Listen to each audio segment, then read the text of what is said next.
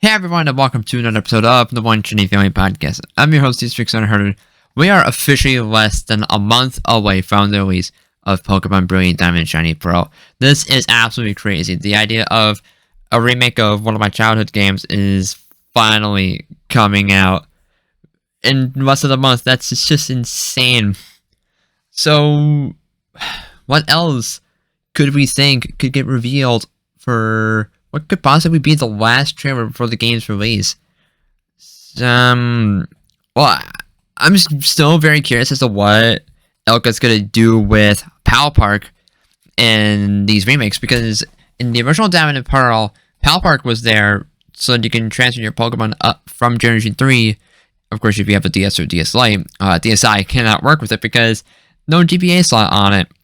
But if you import Pokemon from Gen 3 into Diamond, Pearl, or Platinum, or technically Heart Gold, Soul Silver as well, then you can transfer them in and go on a little catch and show when you walk around a set area and try to find your Pokemon in as quickly as possible. And it was a really fun little mini game, actually. It definitely took longer than, say, transferring from Gen 4 to Gen 5, but there was something about running around, trying to find your old Pokemon and catching them again. It was a nice little feeling, just seeing them, like, kind of in the wild, even though they're still your Pokemon. But I do wonder what exactly we could see for the Pal Park in this game. That's the only reward area that we do not know about yet, because we've seen basically almost everything else about the main game, even though this is being almost marketed as a main game, even though this is still very much a remake. However, this is still going to be a very exciting game. And also, I am most likely going to stream this over on YouTube or Twitch, and also re-upload those VODs as my Let's Play, because I am going to try to commit to another Let's Play, even though I still haven't finished New Pokemon Snap. But my reasoning behind me not putting out new episodes of my new Snap LP or Safe File Expeditions is because I just overloaded myself with so many projects at once, and I needed to trim off the weight somehow. And I feel like putting those video projects on hold so that I can focus on my top 20 favorite Pokemon video, which might very well be out next week. Keep an eye out on my Twitter page, because I might put out an announcement sometime on Sunday. At some point this weekend, actually, either Friday night or, well, by the time you're seeing this, it will already be Sunday. But definitely keep an eye out for my Twitter page over the course of this weekend and going into next week, because there's a very good chance we could see that video finally go up after I announced it a month or two ago. This project is almost done. It's gonna be by far my biggest project yet, and my most ambitious project to date. And I'm very excited to have it nearly completed. And also, by the time this episode goes up, next week will be Halloween, so we might very well do a Halloween special, which is actually kind of exciting, even though I personally don't really care about Halloween. Not exactly my cup of tea when it comes to end of year holidays, but I can definitely see why people have fun with it, which is always nice. And speaking of Halloween, Pokemon Go's Part 2 Halloween event has already started, which saw the debut of the Phantump line and the Pumpkaboo line, so that is very cool. I already caught myself a Phantump, so we're waiting out on a Pumpkaboo, but hey, this is kind of cool. And speaking of Pokemon Go, Niantic has announced what's coming up for the game in November, which will include Shink's Community Day on the 21st.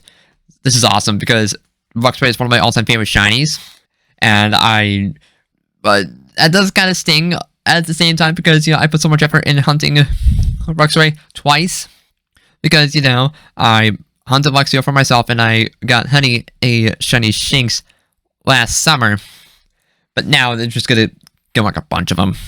Actually, speaking of Pokemon Go, because oh boy, so a couple of days ago I was running out of space in Pokemon Go and I needed to clear some space somehow. And it was a lot of shiny Pokemon that was taking up my space.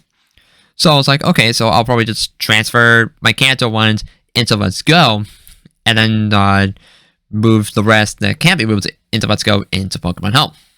And so I transferred almost 50 shiny Kantomons into Let's Go Eevee just fine, just as it should be.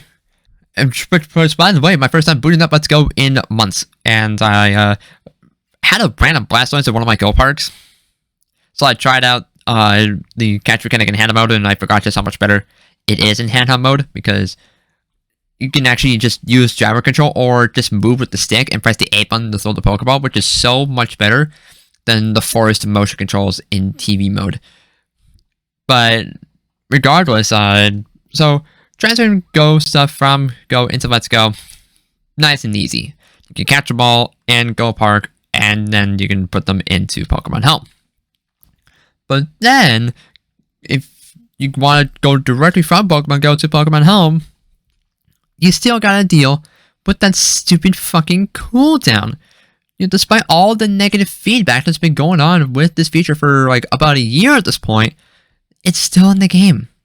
And I was only able to put like 5 shinies into Pokemon Home from Go before I used up all my cooldown, and I gotta wait a week to send more unless I pay 1,000 Pokecoins, which is absolutely ridiculous. I do not understand why this is still a thing in the game.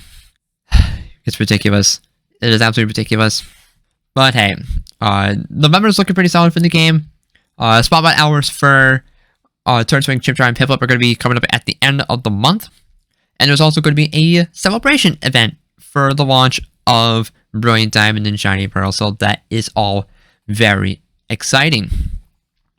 And moving on, the Zacian and Zamazenta distributions have begun in North America, Europe, and parts of Asia via various methods at various retailers, if applicable. And, well, the US and Canada kind of got screwed because they're reaching them in batches. So we're only getting Zacian at the moment, and it's going to be running until, I believe, November 11th for the US. Let me see here. I did talk about this with Sam on Discord. Yeah, the 4th of November for Canada, and November 11th for the US, with Zamazenta starting the next day and running pretty much until the end of November, at least for North America. I'm not sure about other locations, but yeah, this is kind of crazy because I have yet to actually make a trip out to GameStop, but apparently you can also just get the code from their email, but I don't know. I'm not sure if, and also I don't know the source about it, so I can't really say if this is actually correct information, but I know Game in the UK can let you get the code either in person or online, but officially for GameStop here in the US, it's listed as just in person, which is kind of unfortunate. Very unfortunate, but hey, at least it's a very simple form of distribution like it was in the past, as opposed to what Japan and South Korea are dealing with, which is very unfortunate. But I will say the UK probably lucked out the most, and they usually get screwed, which is very unfortunate, but not this time around. So hey, good for them, which I'm glad, actually, because like I said, they get screwed a lot of the time when it comes to these special events. And also, bit irrelevant, but Nintendo 64 and Sega Genesis games are coming to Switch Online on Monday via the expansion pack. So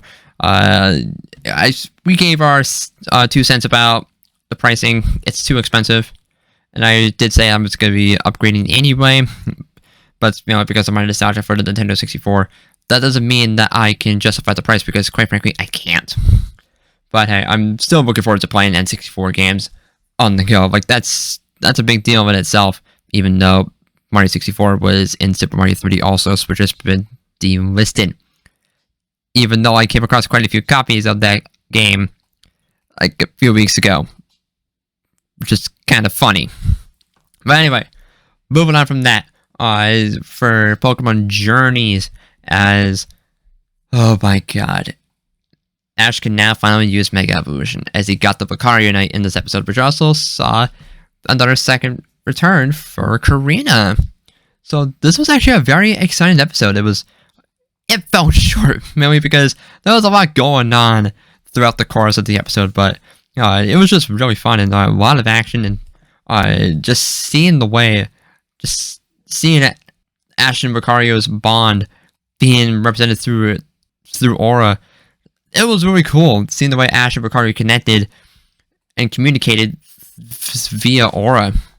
I liked that moment. It was probably the coolest part, although that little battle between Lucario and Mega Alakazam, that was pretty cool too. And of course, we have a big battle coming up next week, Ash's rematch with B. This time with him actually using Mega Evolution while he goes up against B's Gigantamax Machamp. Oh my god, I don't know what to expect for that one, but considering how good Ash's past battles with B have been, I expect nothing less. I still want more appearances from B, but I don't know. Something's telling me that this is going to be like the conclusion to the rivalry, which is a little unfortunate because I really do like B in the show. But only time will tell. But the big stuff for this week was the review of new Hisuian forms for Pokemon Legends Arceus, and the lucky picks were Hisuian Zorua and Zoroark. Words cannot describe how unbelievably happy I am about this announcement. If you saw my reaction to this very special announcement on Thursday, then you know just how much I popped off along with my friend Talon. We were both unbelievably excited. Zoroark is one of our all-time favorite Pokemon, so seeing it get a regional variant after a decade is so unbelievably exciting. It's like a dream come true. I say a decade because, Zoroark has debuted, of course, in Gen 5, which came out 10 years ago here in North America back in March, which is unbelievable. And, so regional forms, they've only been a thing since Sun and Moon, which is going to be coming up on 5 years old. Jesus Christ, Sun and Moon are going to be 5 years old in November. That's nuts. And their anniversary is going to be one day before Brilliant Diamond Shiny Pearl come out. I already know that's going to be an exciting episode. Of a future episode, that is. But hey, it's going to be good. And also, but anyway, Hisuian Zorua and Zoroark. Pokemon kind of went with a Kitsune-esque design for Hisuian Zorua and Zoroark. And these are also the first Pokemon to use the normal Ghost type combo. It was not listed on the English website, but it was listed on the Japanese site, which was confirmed on Cerebi. In fact, at least the typing. Let me go to the Pokemon Japanese website so that we can take a look. Okay, so I found the Pokemon page, but I'm not seeing where Hisuian Zorua and Zoroark are on the Japanese website. Because, like I said, I can't understand Japanese, but it is listed. The type combo for Zorua and Zoroark are found on here. But like I said, as I continue to struggle, this is still such an exciting Hisuian form. This is by far going to be my most anticipated Pokemon in Pokemon Legends. It's just... oh my god. Zorua looks adorable. Zoroark looks whack, but in the best way possible. Okay, I think I found it. I wish Translate could actually work for once. Okay, let me grab this text that's on the Japanese site. Let me see here. Copy. Let me go to Google Translate and paste.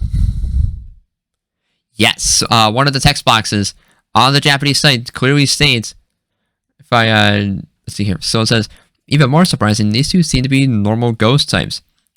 But it's not just a scary Pokemon.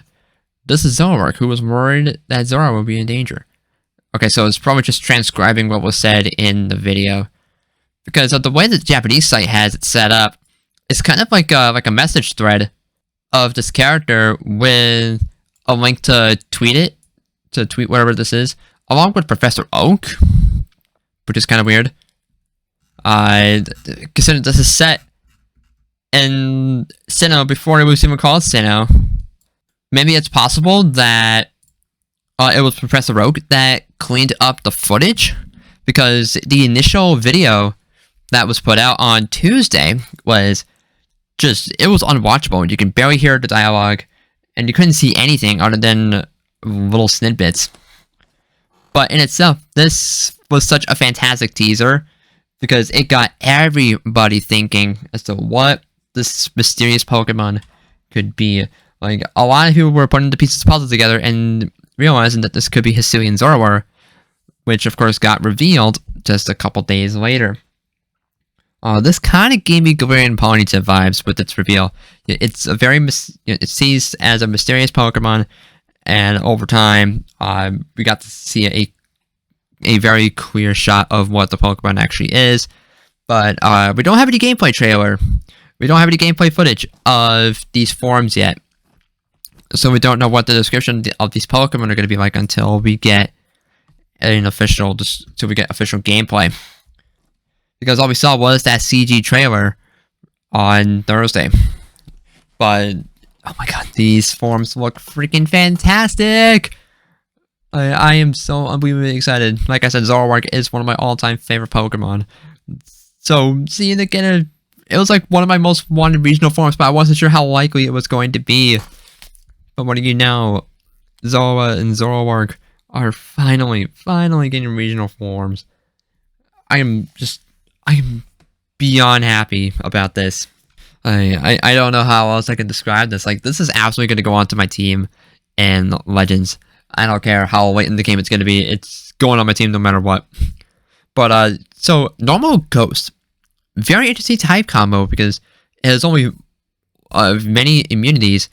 So it's immune to normal, Ghost, and fighting if it's not fighting an opponent that has Scrappy.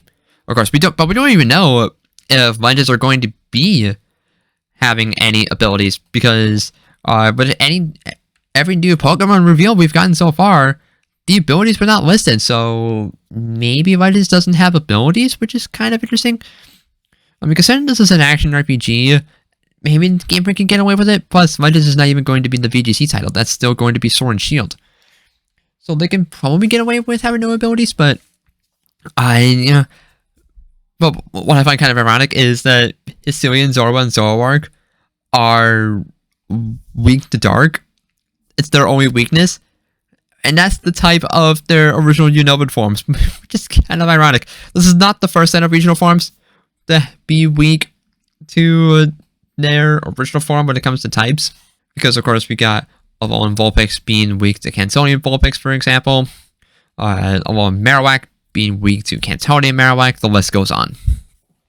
So this is not the first instance, but it's probably one of the most more prominent ones, because, you know, I don't know, there's just something about this, like, it's got great, like I said, this type combo has great immunity, because Ghost and especially Fighting are pretty common types in the Pokemon world, so having an immunity to both of them is pretty wild.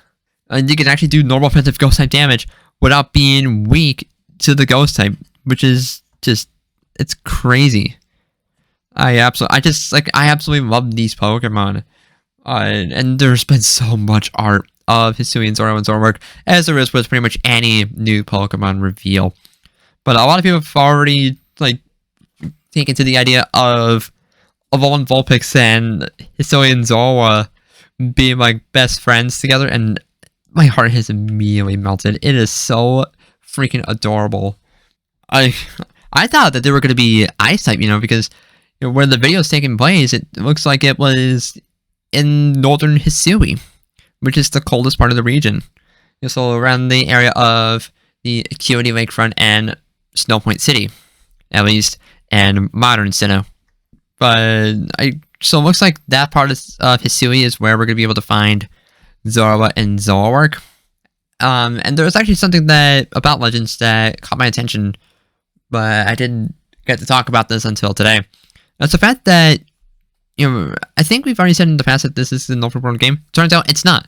It was later confirmed that Legends is not going to be a true open world game. Each area is going to be open, so kind of like Xenoblade Chronicles 2.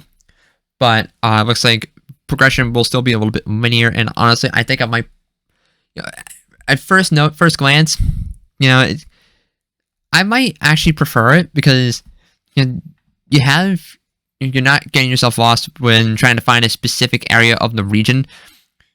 But who knows? Plus, it would be kind of a bold move to go straight from this linear turn-based RPG over to this completely open world action RPG on your first attempt.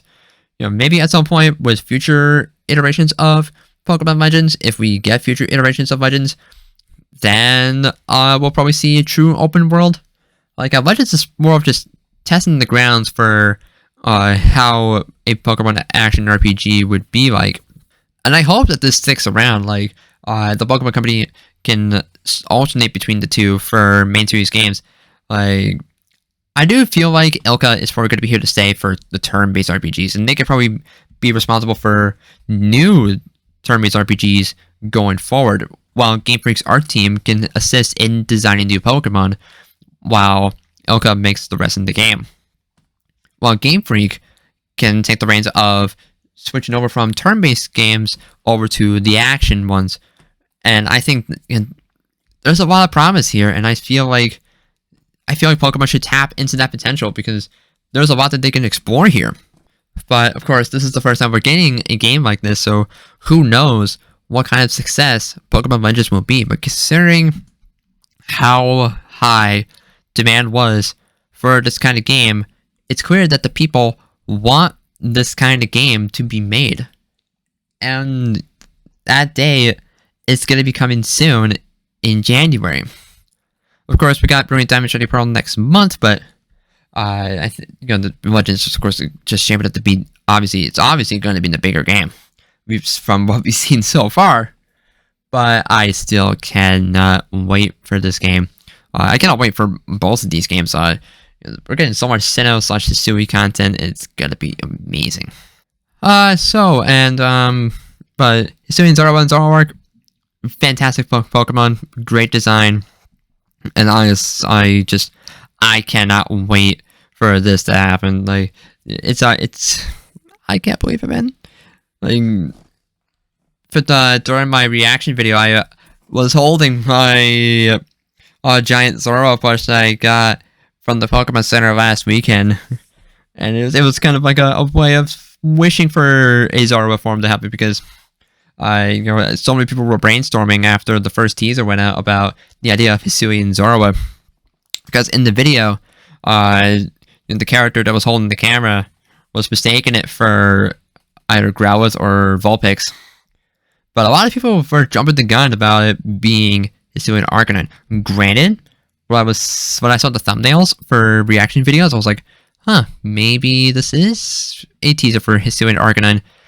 But the more I thought about it, if the character in the video was saying that it was either Vulpix or Growlithe, then the Pokemon must be around that size. And as we all know, Cantonian Arcanine is a considerably larger Pokemon, so it definitely could not be that. But whatever that smaller Pokemon was, it was probably being protected by that Pokemon that attacked the person in the video. Which, that moment in particular, was kind of horrifying because we basically witnessed that character getting murdered. It's crazy. It's actually crazy. Like, very well done teaser. It's a very creative one in general, so I very much approve of that. And I like how much more creative Pokemon's been getting with these teasers in general, instead of just pushing out trailers like every single month. Of course, they're still doing that, but something like this every now and then, it's fantastic. And I saw some people drawing comparisons to when Surfetch'd got revealed. You got this like glitched image of Surfetch'd, and many people to believe that hey, this is an evolution to Farfetch'd, which got people very, very excited that Farfetch'd was finally getting some love, and we're pretty much seeing that in some form again with Legends. But like I said, I feel like this is more along the lines of how Galarian Ponyta was revealed. even though we didn't see very Rapidash until Sword and Shield came out, but just the way that this was executed, it was not a 24-hour live stream, mind you, but the reveal was still full of mystery until the very end, and this was such a well-done teaser. I said that multiple times, but I just keep looking back at it because it was actually a really well-made video, too. Obviously, it's not actual gameplay footage, but the CGI was just, it was awesome. And just seeing the very clean look that we got to see of Zorua and Zoroark was fantastic. Like, I really cannot wait to see how these Pokemon are going to look in the game. I'm sure they're going to look just as good. So, like I said, this is definitely going to be going on my team. This is going to be my most anticipated Hisuian form of the game. I don't know what else we can expect for this game, because there's still so much about it that we don't know, and honestly, that's refreshing, because I like to go into new games blind, at least ones that I haven't seen much footage of. That was very stupid of me to say, but you kind of get what I'm trying to say here. So we got, man, how many regional variants do we have now? So we have Hisuian, Growlithe, and to some extent Arcanine, but from what we've officially seen, we got Growlithe, we got Braviary, and then we got Zorua, and I got Growlithe, that's 1, Braviary, that's 2, and then we got Zorua and Zoroark. So that's 4 Hisuian forms, if I'm getting this correct. But let me just go check Pokemon's website one more time, just to make sure that I'm getting this correct. But I'm pretty sure that we're up to 4 new Hisuian forms that we've officially seen so far for this game. But yeah, this one was my personal favorite Hisuian form so far, although Hisuian Growlithe is still very much a good boy, and is very precious and must be protected. But let's see here. So we got, just on the Pokemon's website, we got Hisuian Braviary and Hisuian Growlithe. We don't have any official artwork for Hisuian Zorua and Zoroark, but I believe that will be coming either on Tuesday or Wednesday. But that's still like unbelievably exciting. I cannot wait for. I want BDSP really badly, but I want January to come just as fast. But still remakes. But Legends, 2 really promising games in such a short amount of time. We're being fed. We are being fed good tonight, or in a few months. You get what I mean. But let me check Cerebi just to see if there's anything else that I missed. But I don't believe so. Next thing for Pokemon Go is December Community Day will be December 18th and 19th. Quite possibly it's just going to be the recap one that Niantic's been doing for a couple years at this point. So that would not surprise me, but no Fennekin for, well, we don't even have Chespin yet. So, whatever. Hopefully Chespin will probably come in like January, with Fennekin in like March or April. That would be very, very nice. But that's many months away into 2022. Which sucks, but whatever. It is what it is. But I think that is going to wrap things up for this week. There's nothing else I can really talk about. So, another short episode with a solo ramble, but hey, I hopefully did as well as I possibly could. But I want to thank you for tuning in, and until next time, through it all, we're still a family, one Trinity family.